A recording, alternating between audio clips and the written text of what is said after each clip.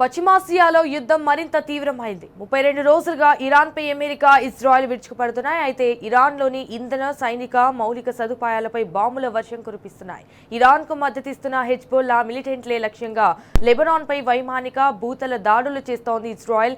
ఇటు ఇరాన్ కూడా ప్రతీకార దాడులు తీవ్రత పెంచింది. అయితే ఇజ్రాయెల్ గల్ఫ్ దేశాలపై ముప్పెట దాడులు చేస్తోంది. క్షిపణులు, డ్రోన్లతో అరబ్ దేశాలను ఆగమాగం చేస్తోంది. శత్రువు వెనక్కి తగ్గే వరకు కూడా దాడులు కొనసాగిస్తామని తేల్చి చెప్పింది.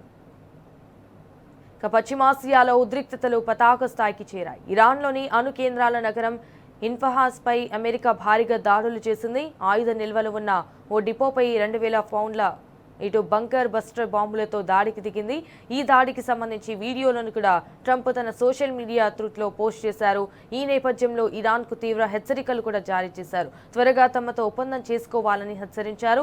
హర్మూజ్ జలసంధిని తెరవాలని, లేదంటే ఖర్గ్ ద్వీపం సహా విద్యుత్ ఉత్పత్తి కేంద్రాలు, చమురు బావులపై దాడులు చేస్తామని వార్నింగ్ ఇచ్చారు.